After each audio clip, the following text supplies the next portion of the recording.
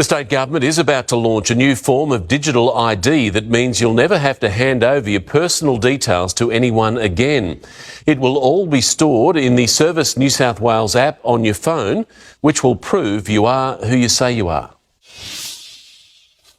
Scanning his licence, passport and Medicare card, in less than 3 minutes, the minister proves he really is Victor Dominello. This is unquestionably the Holy Grail. This is your first look at the state's new digital ID. This is a huge step forward in giving back people control over their data, control over their identity. Personal credentials will be stored on your device. No IDs need to be handed over. And that means keeping your address and birth date to yourself. If you need to hire a car, rent a property, set up a bank account, check into a hotel, or prove you're over 18 to buy alcohol or attend an event. All you need to do is tap your phone, and that will be a validation that you are real. Australians from, the kitchen table to the boardroom table would have an increased anxiety following the deluge of data breaches we saw late last year. But this seeks to take away the risk because companies will never have a copy of your details in the first place. But how can it trust you are who you say you are? Well, you'll need to take a selfie, which will be cross-checked against other forms of ID you've submitted, and when there's a match, you're good to go. The technology will be opt-in and should be available later this year, although you'll run into problems interstate. More than happy to offer it to other jurisdictions. Amy Clements, 7 News. Shalom, Israel. First and foremost, I would like to give all praises, honor, and glory to Yahweh, Bahashem, Yahweh Shai, Bahashem, Rakah, Quadash. Double honors to the apostles and elders of Great Millstone who ruled well and who taught us this truth. And a sincere salutations to the Tabernacle of David, you Akim, pushing this truth to the four corners of the earth in all truth, faith, and sincerity. And also a healthy shalom to the few Akwat who are listening and learning. It's Zakar'Yah coming at you with another lesson, and Lord's willing, it be edifying. So I want to touch on this video that was very edifying from the Popular Report. I highly recommend and suggest that you watch the video in its entirety. But for the reason of time constraints, and so that this video is not super long, I'm going to start a little bit ahead. All right, so let's just dive right into it. So what are they doing with this digital ID? Now, of course, this is going to be part and parcel with a digital payment program where they're basically going to put the central bank digital currency on the digital ID. Once you have the digital ID, they're going to basically use that as essentially a credit card number where you can send payments to people and all that kind of stuff like that. And then you won't be allowed to use cash anymore because you won't need cash, right?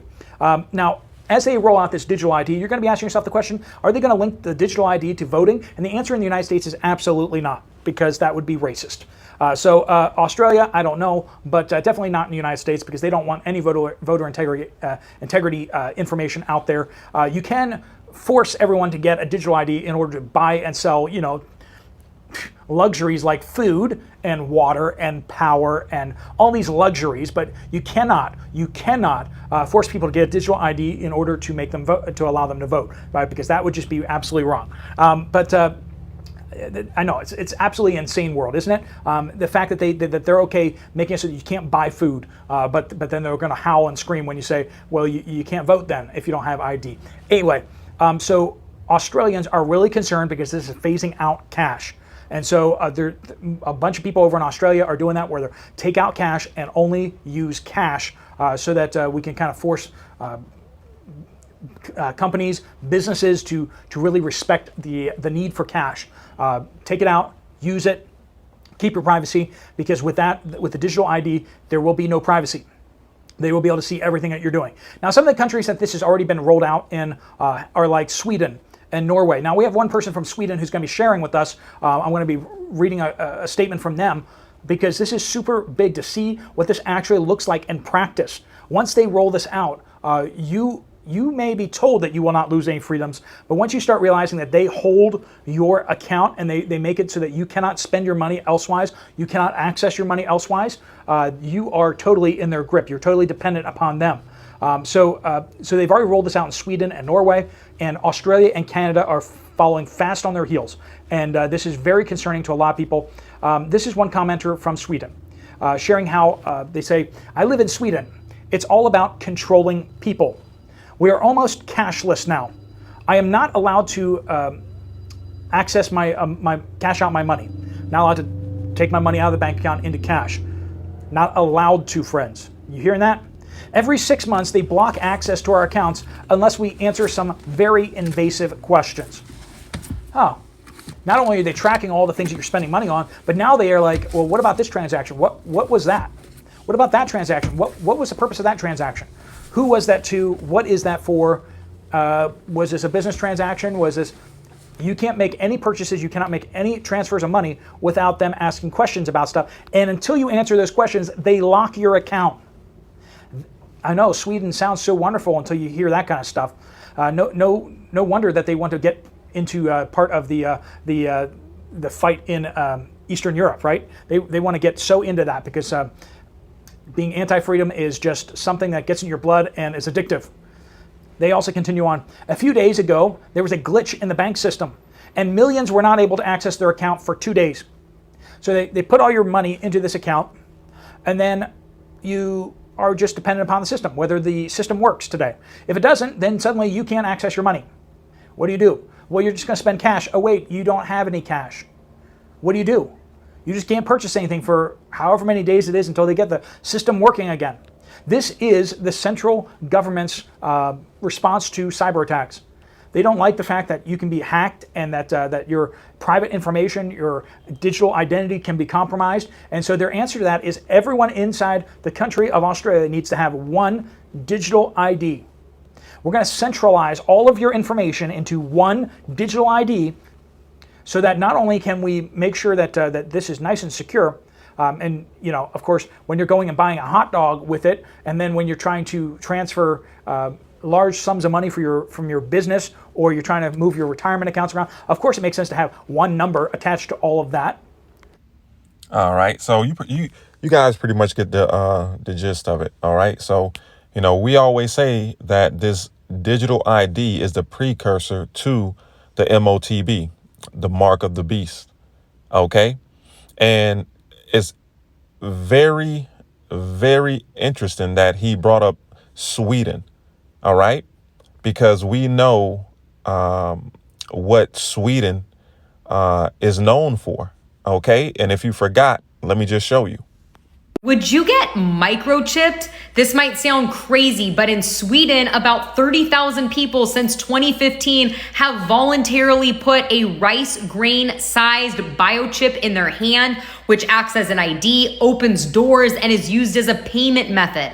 As the feds roll out the CBDC's central bank digital currency, the building blocks for a cashless society, you have to wonder if in the future, instead of paying for everything with your smartphone, if you will do it using a chip.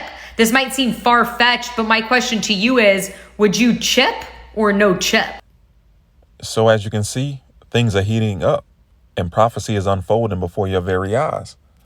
Let's grab a precept. This is Luke chapter 21 and verse 15, and it reads, "For I will give you a mouth and wisdom, which all your adversaries shall not be able to gainsay nor resist." Right. The Lord has given who? The prophets, the men of the Lord, okay? Beginning with the elders and apostles of Great Millstone and the men teaching the like doctrine on down. All right. He has given us a mouth and wisdom that our adversaries shall not be able to gainsay nor resist. Okay. Now, this is the KJV dictionary definition of gainsay: to contradict, to oppose, in words, to deny or declare not to be true what another says, to controvert, to dispute. Okay. So there is no disputing or no opposing what the mark of the beast is. All right. The Lord is making it plain as day, plain as day.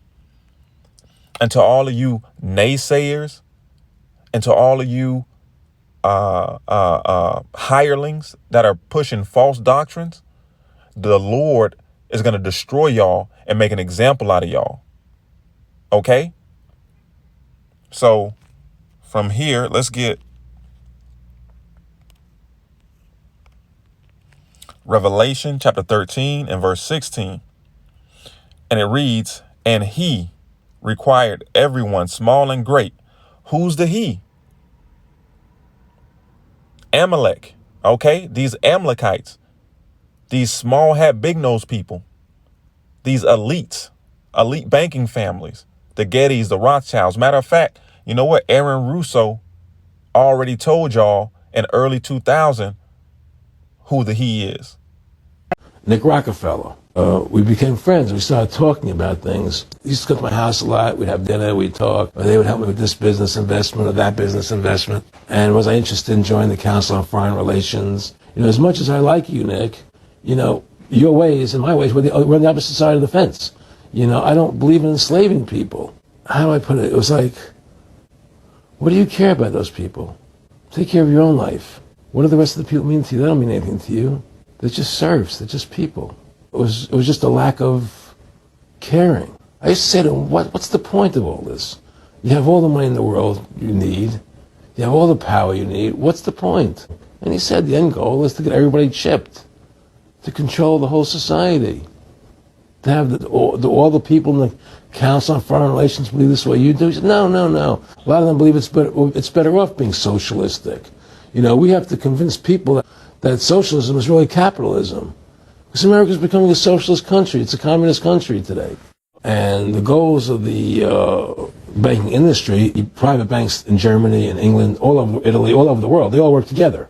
They're all central banks. The whole agenda is to create a one world government where everybody has an RFID chip implanted in them. All money is to be in those chips, right? There'll be no more cash. And this is given me straight from Rockefeller himself. This is what they want to accomplish. If they say you owe us this much money in taxes, they just deduct it out of your chip digitally. On a one world government, controlled by them, everybody being chipped, all your money in those chips, and they control the chips, and they control people, and you become a slave, you become a serf. That's their goal. And the elder apostles, a great millstone, have been telling y'all what the mark of the beast is for 30 plus years now.